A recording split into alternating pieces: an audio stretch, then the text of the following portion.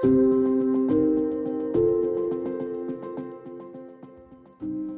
sait-on du travail de paramédic sur la ligne du front?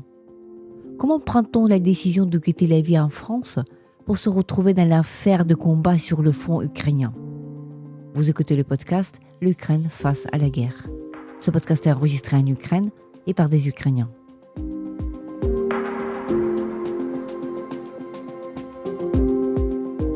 Dans ce podcast, nous racontons comment l'Ukraine continue à vivre et à résister face à l'agression russe. Nous proposons des analyses, mais aussi des témoignages. Nous essayons de vous faire comprendre l'Ukraine, son histoire, sa société et sa culture.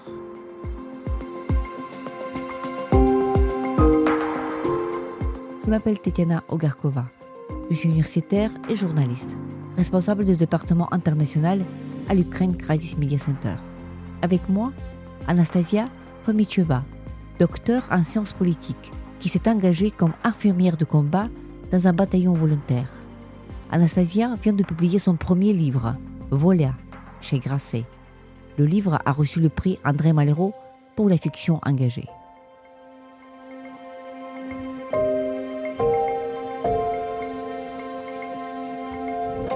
Anastasia, bonjour. Bonjour. Voilà, tu es autrice, auteure de ce livre, Volia. Qu'est-ce que ça veut dire déjà? Évidemment, on peut deviner que c'est un mot ukrainien. Quel est le concept derrière et sur quoi porte ce livre? Alors, oui, Volia, c'est un mot ukrainien qui signifie à la fois volonté et liberté. Ce que j'aime avec ce mot, c'est qu'il est intraduisible, il est propre à la langue ukrainienne. Ce titre s'est imposé de lui-même puisque ce livre parle de mon engagement dans la guerre depuis 2017, puisque j'ai choisi de rejoindre le bataillon des hospitaliers en 2017. Mais au-delà de mon propre engagement, ce que je souhaitais, c'était écrire un livre sur la résistance ukrainienne, sur l'engagement de toute une société depuis 2014 et a fortiori depuis 2022 face à l'agression russe. Donc Volia, c'était le titre que j'ai choisi pour rendre hommage justement à cet engagement collectif et à cette volonté de vivre libre et de résister pour que l'Ukraine soit libre et indépendante. Tu parles beaucoup de l'engagement dans cette première explication. Il faut aussi dire que ton livre, il a eu le prix André Malraux justement pour la littérature engagée. Donc c'est le livre qui est paru en septembre 2025 et le prix vient d'être attribué au mois de novembre 2025. Quand on lit ton livre, la première question qu'on se pose, Anastasia Fomicheva, est-ce que tu es française? Est-ce que le livre est écrit par toi, il est écrit en français? Est-ce que tu es française? Est-ce que tu es une ukrainienne? Tu racontes l'histoire de ta famille dans ce livre. Est-ce que tu pourrais nous dire brièvement, en fait, cette histoire? Oui, alors, donc je suis née en Ukraine en 1993. Je suis partie en France avec ma mère en 1995. Les raisons qui l'ont poussée à quitter l'Ukraine, c'était le fait qu'elle ne voyait pas vraiment d'avenir, notamment pour moi, à cette époque. Donc je reviens au début du livre sur les années noires, en fait, cette décennie des années 90, la corruption, l'insécurité, la pauvreté. Et donc aussi, ma mère, quand elle avait 14 ans, a vécu l'explosion du réacteur de la centrale de Tchernobyl, qui l'a beaucoup marquée, comme je pense beaucoup d'Ukrainiens. Et donc en fait, elle s'est aussi inquiétée pour ma santé quand j'étais bébé. Donc c'est ça qui l'a poussée à partir avec moi aussi pour m'offrir un avenir européen. Pour que je grandisse en France. Je raconte aussi dans le livre qu'elle était fascinée par la France, puisque ma grand-mère était ouvreuse dans un cinéma dans le quartier de Abalone, et ma mère a grandi aussi entourée par ces films, par cette culture française qui l'a fascinée beaucoup. Et du côté de mon père, donc mon père est resté vivre à Kiev après notre départ. Il s'agit d'une autre histoire puisque mes grands-parents, eux, avaient travaillé en fait pour le système soviétique. Mon grand-père lui-même, à vrai dire, n'était pas né à Kiev, il était né en Russie, mais a été amené dans un orphelinat quand il avait quelques années, pardon. Et donc, il a grandi dans un orphelinat et il a rejoint ensuite l'armée soviétique avant d'être recruté par le NKVD, puis qui est devenu le KGB. C'est quelqu'un qui a donc fait carrière dans les institutions de l'État à l'époque, les institutions de sécurité. Il était en charge de la sécurité de Nikita Khrouchtchev quand il était encore à Kiev, avant d'être assassiné en 1962 avec ma grand-mère chez eux. Ici à Kiev, d'ailleurs, à quelques centaines de mètres, à peine quelques kilomètres de l'endroit où on parle. Voilà, et donc... Mon père n'avait pas encore eu connaissance en fait, a eu connaissance très très tard de cette histoire, de son histoire familiale, puisque c'est ma tante qui avait 16 ans à l'époque, qui ensuite a adopté mon père pour pouvoir s'occuper de lui, donc dans les années 60-70. C'est une histoire qui est douloureuse, mais qui en fait montre aussi toute la violence du système soviétique, puisque par les deux branches de ma famille, de mon histoire familiale sur lesquelles je reviens dans ce livre, on peut voir en fait à la fois la violence du système tel qu'il était intrinsèque, les raisons pour lesquelles mon grand-père et ma grand-mère paternelle ont été assassinés sont restées opaques encore aujourd'hui. J'ai fait des recherches sur archives, notamment ici à Kiev, dans les archives du KGB qui ont été déclassifiées à partir de 2018. Mais il n'y a pas d'informations sur l'assassinat. Et du côté de la famille de ma mère, je suis revenue sur l'histoire de mon arrière-grand-mère qui, elle, a perdu ses deux premiers enfants par le Golodomor. En fait, dans les années 30, la famine organisée par Staline. Et je reviens aussi sur cette histoire-là, donc pour montrer en fait toute la dimension de la violence du système soviétique. Oui, donc il y a une histoire familiale absolument, je dirais, cruelle, mais aussi typique, on va dire pour une famille ukrainienne au XXe siècle. On peut imaginer que tu ne la découvres pas automatiquement quand tu grandis. En France, tu es une petite fille française, parce que tu avais 2 ans à l'époque que ta mère est partie en France. À quelle époque cet intérêt pour ton histoire familiale et pour l'Ukraine en tant que telle est venu ? Alors oui, c'est vrai que... je pense que c'est aussi assez caractéristique des traumatismes intrafamiliaux, c'est que dans mon enfance, on ne parlait pas du Golodomor, on ne parlait pas non plus de l'histoire de mes grands-parents. C'est quelque chose auquel, en fait, cette histoire, je m'y suis intéressée à partir de l'adolescence. J'ai commencé à faire des allers-retours réguliers avec l'Ukraine. Bon, je revenais forcément aussi dans mon enfance. Tu avais quel âge quand tu es venue en Ukraine pour la première fois ? Après notre départ, je suis venue à l'âge de 6 ans, 7 ans, 8 ans, 10 ans. Ah d'accord, ta mère, elle faisait les allers-retours pour voir sa famille. Voilà, oui, tout à fait. Et donc je conservais on va dire forcément toujours un lien avec l'Ukraine, mais c'est vrai que j'ai grandi en France, j'ai fait ma scolarité en France.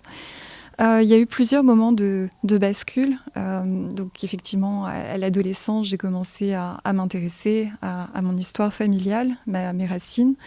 Puis il y a eu évidemment le Maïdan, qui a été, je pense, à la fois un réveil collectif pour la nation ukrainienne, mais que j'ai ressenti extrêmement fortement parce que les premières manifestations, j'ai pris conscience que c'était donc des étudiants de mon âge, à ce moment-là, qui descendaient dans la rue pour demander le droit de vivre avec les mêmes droits, les mêmes libertés, la même sécurité, si j'ose dire, que celle dans laquelle moi j'avais pu grandir en France. Et donc, à mon échelle individuelle, il y a eu cette prise de conscience aussi de cette volonté de la société ukrainienne, mais de ma génération aussi, de créer un avenir européen en Ukraine. Et donc, c'est la raison pour laquelle, dès le Maïdan, en fait, j'ai aussi souhaité m'investir dans des projets de la diaspora, revenir le plus souvent possible en Ukraine. Et de définir aussi ton sujet de recherche, n'est-ce pas, sur l'Ukraine, parce que ça fait déjà, voilà, c'est à partir de cette époque-là que tu t'intéresses à l'Ukraine, déjà dans le cadre des sciences politiques, des études de sciences politiques que tu faisais à la Sorbonne à l'époque, n'est-ce pas? Oui. J'étais, alors au moment du Maïdan, j'étais étudiante en droit. Et, pardon. J'étais étudiante en droit et très rapidement, des discours contradictoires sont venus se superposer, notamment dans la sphère publique, sur l'annexion de la Crimée. Et donc, il y a... Pardon. Excusez-moi. Et donc, il y a notamment un discours qui s'est imposé, qui provenait de la propagande russe, de la ligne narrative de Moscou sur la légitimité de cette annexion. Et je m'étais adressée à un professeur de droit international à la Sorbonne pour lui poser des questions sur l'illégalité de cette annexion. Il m'avait dit on touche à une zone de non-droit. Et en fait, à ce moment-là, j'ai perdu foi, je dois dire. Dans le droit international, dans les études de droit international. Dans les études de droit international. Et je me suis tournée vers les sciences politiques parce qu'il m'a semblé important d'analyser, de décrypter, de faire des recherches sur ce qui se passait. Notamment aussi pour démêler en fait le narratif russe qui prenait beaucoup d'ampleur en France déjà, notamment sur ce qui se passait dans l'Est. De ce qui se passait réellement sur le terrain, en fait. Et puis, tu reviens d'une manière régulière en 2015, 2016, 2017. Et donc là, il y a un moment aussi important dans ce parcours ukrainien parce que tu t'engages auprès de bataillons hospitaliers. C'était en 2017, n'est-ce pas? Donc, ce sont des missions paramédicales vers ce qui était resté dans l'ombre pour le public international, cette guerre locale sur le Donbass. Déjà, pourquoi cette décision? Pour ta jeune étudiante, partir comme ça sans expérience médicale, sans formation médicale. Pourquoi c'était important pour toi à cette époque? Oui, alors c'est un passage que je raconte dans le livre aussi, ce moment où je décide de m'engager dans le bataillon des hospitaliers. La première fois que je pars sur le front, c'est en 2016. J'accompagne des groupes de volontaires qui continuent d'équiper les unités pour apporter du matériel de base, donc des gilets pare-balles, renouveler en fait l'équipement de base, des pulls chauds, des provisions, de l'eau, des boissons énergisantes.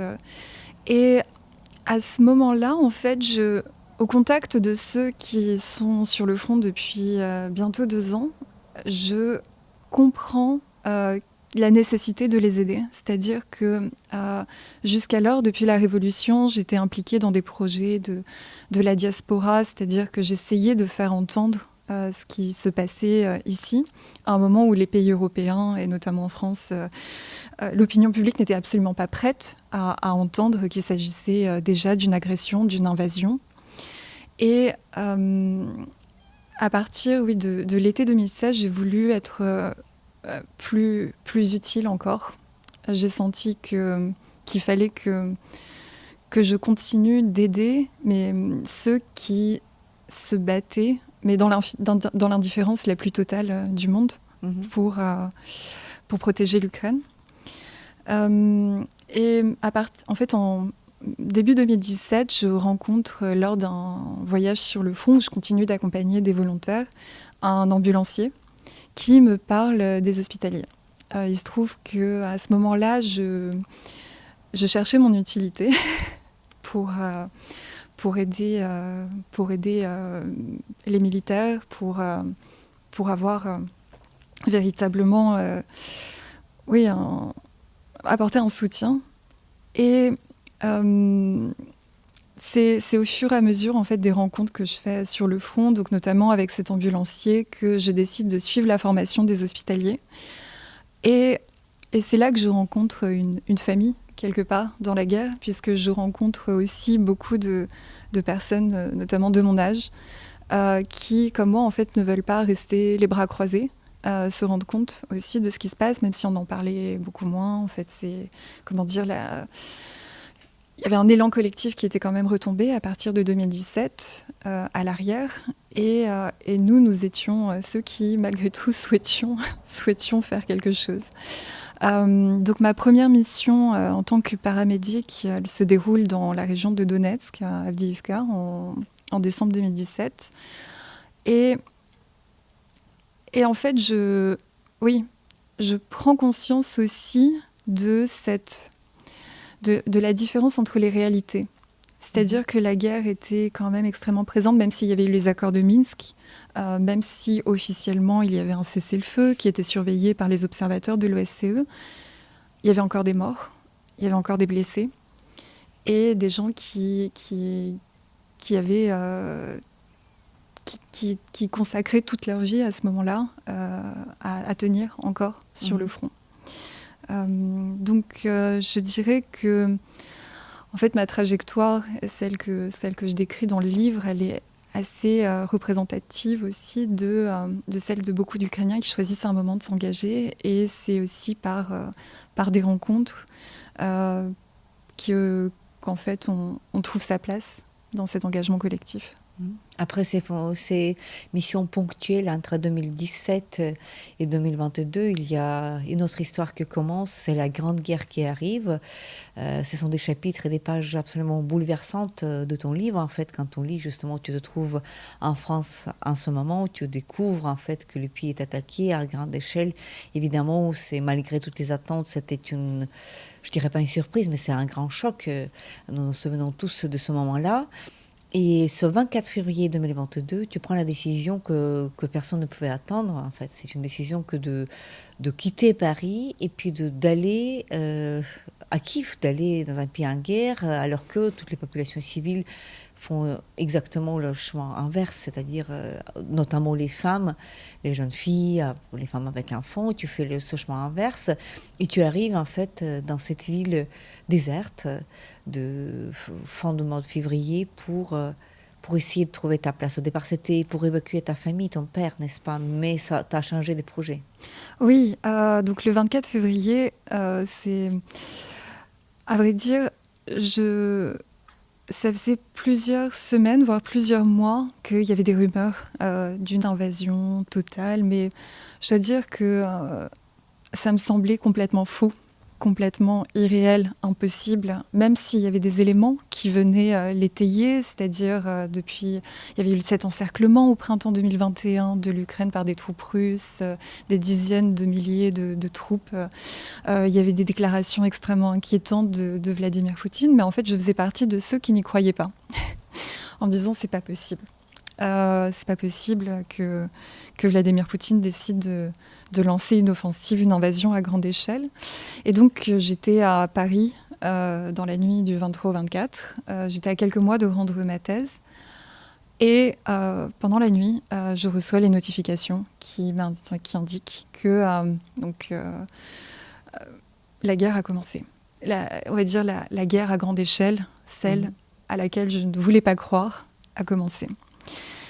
Et donc les choses sont un petit peu floues. La journée du lendemain me paraît complètement irréelle. J'ai du mal à... mais c'est une chose dont je suis sûre, c'est qu'il faut que je revienne en Ukraine. Voilà, comme tu l'as dit, pour évacuer ma famille, parce que je les avais eus au téléphone, je savais qu'ils étaient complètement dépassés, terrorisés. En plus, il y avait un grand flou à ce moment-là aussi de où se trouvent les troupes russes dans la région. Est-ce qu'ils vont réussir à rentrer dans Kiev? Par quelle route passer? Que faire? Et en fait, à distance, je me suis dit, je suis incapable de leur venir en aide. Et quand donc, en fait, ma priorité est de revenir à Kiev le plus rapidement possible. Donc, dès le 26 au matin, je suis dans un bus. J'arrive, je crois, le 27, le 28, je suis déjà à Kiev. Ma famille refuse de partir. Et je comprends qu'ils vont rester dans la ville. Et à ce moment-là, on ne sait pas ce qui va se passer, si les Russes vont réussir à rentrer dans la ville. Et je choisis de rejoindre le bataillon des hospitaliers parce que je sais qu'il va y avoir des blessés, qu'il va y avoir des combats. Et que, en fait, si on ne fait rien à ce moment-là, en fait, si moi, à mon échelle, je ne décide pas de participer, en fait, ça veut dire que peut-être que les Russes vont réussir à s'emparer de la ville. Donc, je dirais que oui, c'était le prolongement de mon engagement déjà de 2017. La conscience aussi d'avoir acquis des compétences qui allaient s'avérer utiles à ce moment-là. Et voilà. Voilà, et donc tu restes au monastère, à la cathédrale Saint-Michel, ici au centre de Kiev, avec les hospitaliers qui sont logés dans les sous-sols. D'ailleurs, ce monastère, il a toujours joué un rôle important, y compris pendant Maïdan et après. Et tu sais voilà, donc vous êtes là à vous organiser et à partir dans quelques missions dont tu décris dans ton livre, celle qui, évidemment, bouleversante vers le nord de la région de Kiev, c'est-à-dire Boutcha, et on devine aussi Gostomel dans des pages. Et là, c'est une expérience de la guerre. Je dirais qu'il est quand même différent de ce que tu as vu à Avdiivka, parce qu'à Avdiivka, évidemment, il y avait des blessés, mais c'était une situation qui était prévisible, parce que c'était une guerre de tranchées, dans le sens qu'il n'y avait pas beaucoup de mouvements d'opposition. Et là, en fait, vous vous retrouvez à un moment donné avec cette ambulance qui bloquait, parce qu'il ne roule pas. Il y avait une roue, qu'est-ce qu'il y avait, donc il ne roulait plus. Et vous êtes sous le feu, littéralement, des chars ou de drones ou d'artillerie russe qui arrivent. Oui, en fait, avant d'être avant d'être confrontée à la violence du feu ennemi, c'est-à-dire, c'est vrai que dans une forêt autour de Kiev, infiltrée déjà par les Russes, notre ambulance a été visée 2 fois. Et il y a une nuit où on a cru qu'on n'allait pas pouvoir repartir parce que donc il y avait il neigeait et en fait c'était une pluie verglaçante mais qui a fait que nos pneus se sont enlisés en fait dans cette forêt. On a réussi quand même à partir avant d'entendre les impacts. Et en fait on s'adapte sur place, je dirais. À ce moment-là, quand on est visé, finalement, tout ce qu'on peut faire, c'est se réjouir d'être encore là et de continuer. Mais effectivement, à part être déjà formé aux soins, aux premiers secours, à la stabilisation des blessés, ce que je suis amenée à connaître en 2022, c'est d'une intensité et d'une violence bien supérieure à celle que j'avais connue avant ça. Oui, et évidemment, tout ça se termine par le départ des troupes russes de la région de Kiev. Nous le savons très bien, c'était fin mars 2022. Mais aussi pour toi, une découverte de conséquences à Boutcha. D'ailleurs, parce qu'à Boutcha aussi, c'était la maison de ton père. Une des maisons, parce qu'il avait son appartement ici à Kiev. Mais il y a une maison à Boutcha et tu entres parmi les premiers journalistes, et donc par médics, etc. Tu rentres à Boutcha et donc on peut imaginer le choc de ce que tu vois. Oui, le jour où on a été autorisé à rentrer dans la ville, c'était le jour où en fait ils ont laissé passer aussi les journalistes pour montrer en fait ce que l'armée a laissé passer, donc les médics, les journalistes dans la ville, et ça a été le choc total. Déjà de voir la ville dans cet état. De parler aux survivants, de voir les corps des civils.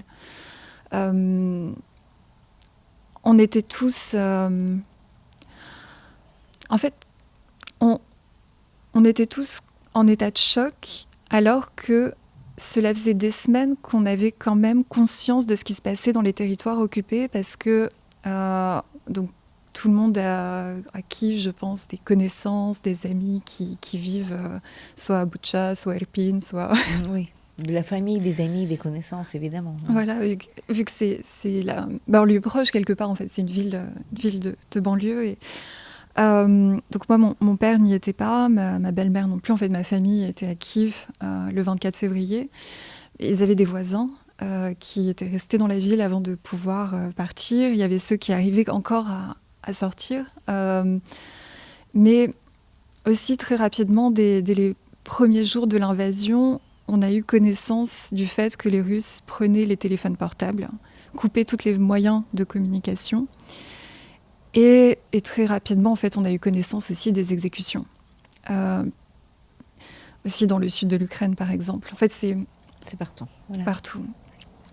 Je pense que la découverte des exactions commises par les Russes dans les villes occupées a constitué un tournant, en tout cas pour moi, parce que je pensais rester le temps de protéger ma ville, de protéger Kiev, de protéger ma famille.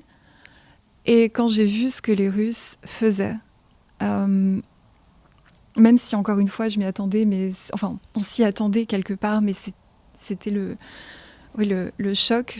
J'ai compris que j'avais pas d'autre choix que de rester et de continuer, en fait. Tant que les Russes occuperaient une partie du pays, c'était impossible pour moi à ce moment-là de considérer de revenir en France, de reprendre ma thèse, l'écriture de ma thèse.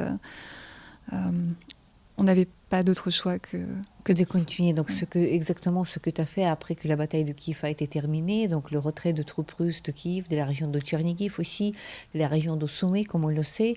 Mais ensuite, c'est les combats une fois de plus sur Donbass. Et donc, tu es parti avec tes camarades, avec des missions à Lysychansk et Severodonetsk. Donc, ce sont deux villes qui ont tombé les premières sur Donbass. Et donc là, sur les pages rempli d'horreur, en fait, on découvre ce que ça représente un champ de bataille, ce que ça représente que de devoir voir des, comme tu dis, des membres coupés, des jambes, des bras. Et donc là, tu te retrouves dans cette machine de guerre, littéralement, à soigner des blessés qui arrivent en grand nombre dans les situations où, justement, si on comprend bien, votre point de stabilisation est visé en permanence par l'ennemi. Oui, alors autant dans la région de Kiev, on faisait principalement des évacuations. Là, à partir du printemps 2022, je suis envoyée en renfort sur un point de stabilisation à Lysychansk et pour faire des évacuations depuis Severodonetsk, au moment où les villes sont sur le point de tomber, on va dire. La défense des villes a duré encore pendant plusieurs semaines, mais les Russes a été sur le point d'entrée. Et donc, on était aussi très peu nombreux en termes d'unités médicales à rester dans l'une ou l'autre ville pour pouvoir réceptionner, stabiliser et évacuer les blessés qu'on recevait par centaines, en fait. Voilà, des militaires et des civils. Voilà. Oui, des militaires et des civils.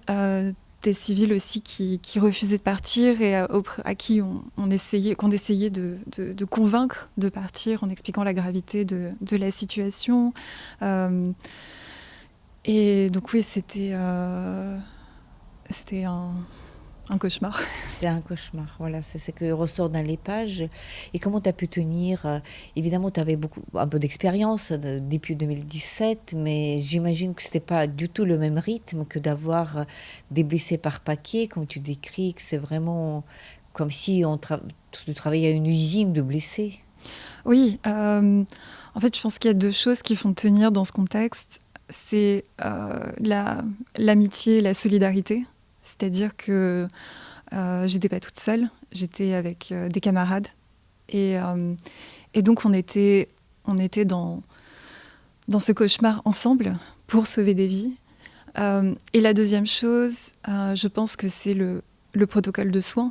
C'est le fait de savoir quoi faire quand on est face à un blessé, le travail avec les médecins. Finalement, oui, je pense que ce sont les deux choses qui permettent de tenir. Oui, donc être ensemble avec quelqu'un. Il y a une chose qui m'a frappée justement dans cette description-là, de cette bataille de Lysychansk et Severodonetsk, là tu parles de la différence entre les militaires et les civils. C'est que les militaires, souvent avec des blessures très graves, ils arrivent à tenir et se battre pour leur vie, peut-être sous cause d'adrénaline ou on ne sait pas, alors que les civils, même avec des blessures plus légères, ils perdent la vie. C'est-à-dire que la question de la vie et de mort, c'est aussi la question de voilà, justement le titre de ton livre, non ? Oui, c'est une discussion que j'ai avec un médecin, parce que effectivement, les militaires avaient tendance à beaucoup se raccrocher à la vie, à se battre, même avec des blessures extrêmement graves. C'est-à-dire qu'un de mes rôles aussi en tant que paramédic, c'était de les faire tenir, de les faire parler, de leur dire que voilà, on va t'évacuer, tu vas retrouver ta famille, tu vas retrouver les gens que t'aimes. Ça fait partie de notre rôle aussi, en fait, en tant que paramédic. Alors que, en fait, un anesthésiste me disait que le problème avec les civils qui sont blessés, qui vivent les bombardements, qui sont épuisés, c'est que leur corps en fait, a moins de ressources. Et j'en parle dans le livre, je n'ai pas de connaissances médicales pour vraiment pouvoir vérifier cette information, mais c'était extrêmement dur aussi de perdre des civils. En fait. Oui, y compris les enfants, comme tu le décris dans ces pages-là. Après cette rotation, dans la région de Lysychansk et Severodonetsk, qui ont fini par tomber.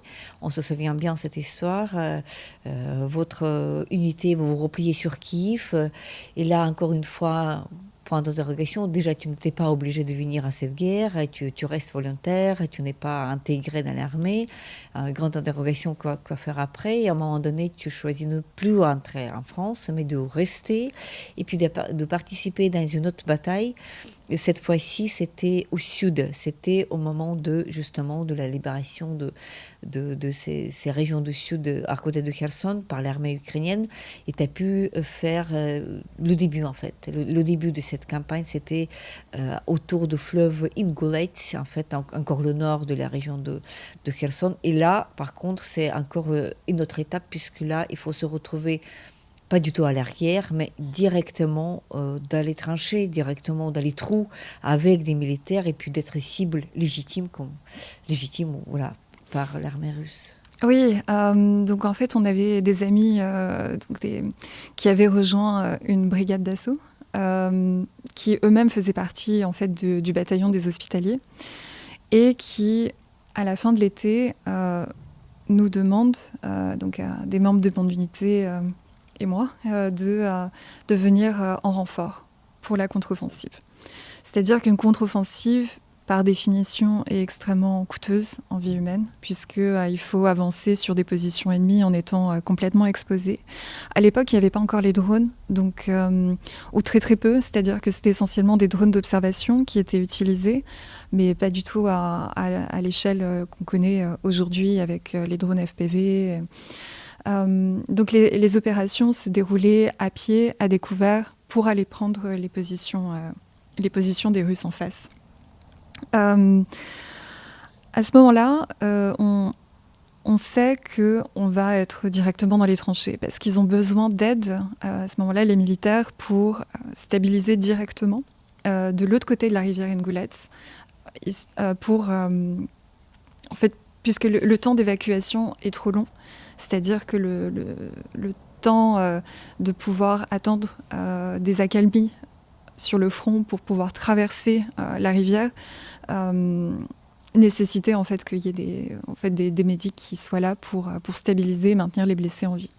Donc au moment où je signe, on va dire métaphoriquement, pour m'engager, je sais que la violence...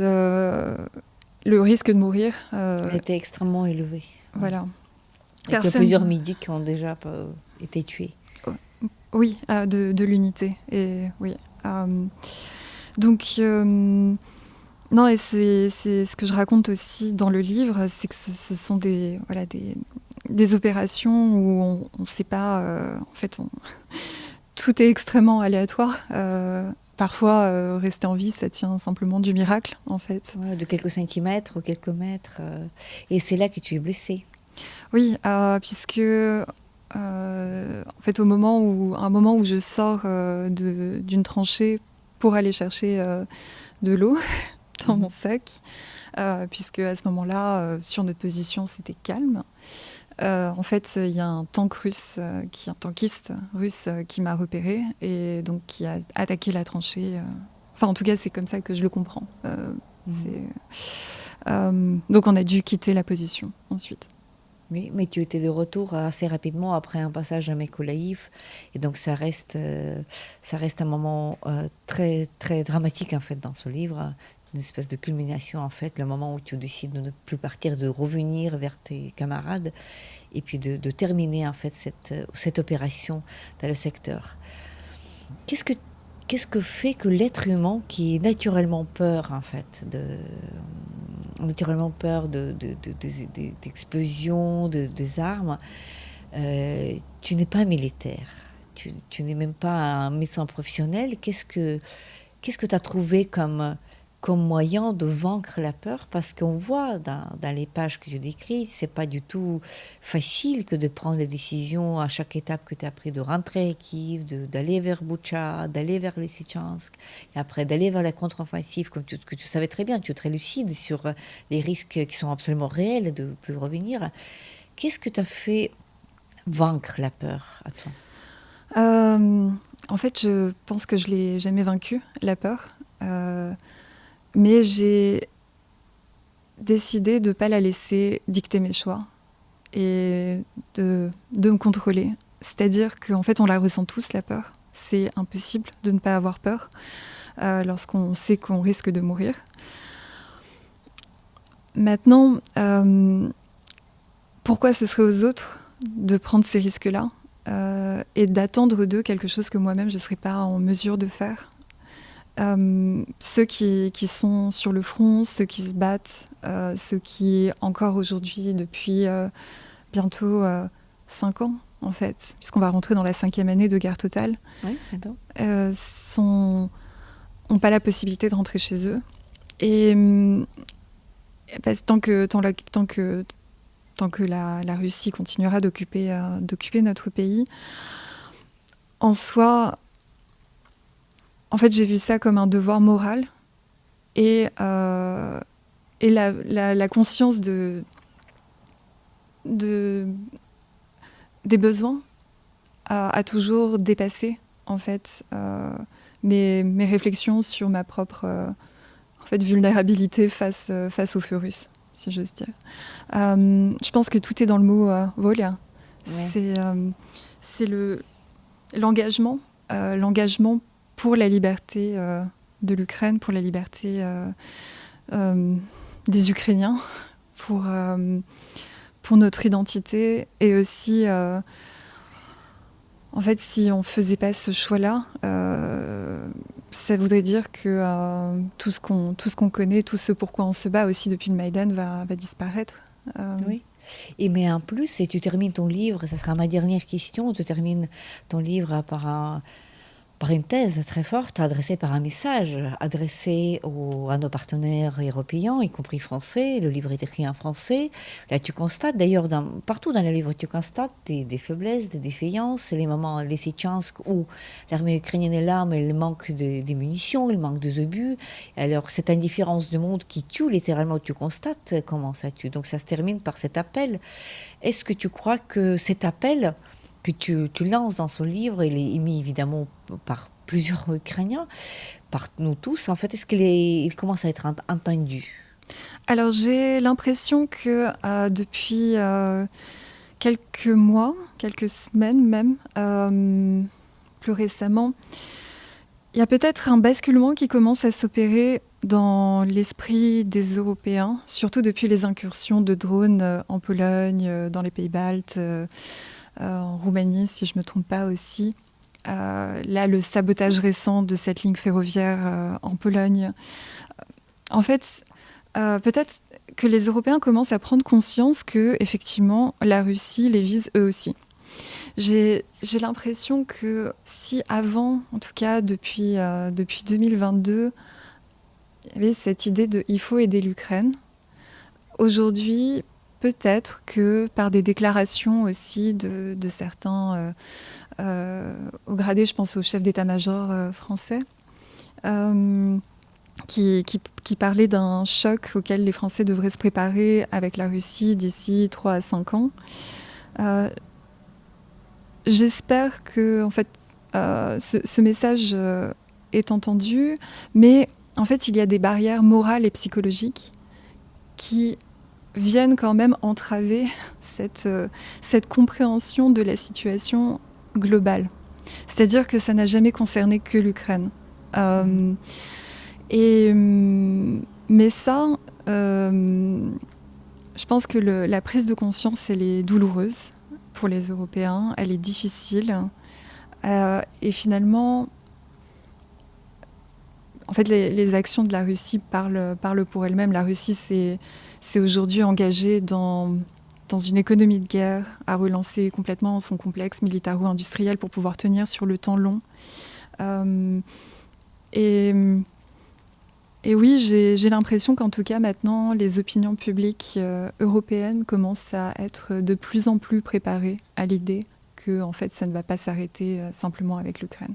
Et que cette guerre, elle risque de devenir beaucoup plus grande que même l'invasion de grande échelle en Ukraine. Merci beaucoup, Anastasia, pour cet entretien. Merci beaucoup pour ton livre, Voilà, et surtout pour ton engagement pour l'Ukraine, parce que je sais que tu reviens avec des missions ponctuelles avec Hospitalier, même après la fin, après les pages dramatiques de ce livre, tu continues à y aller sur le front ukrainien. Merci beaucoup. Merci.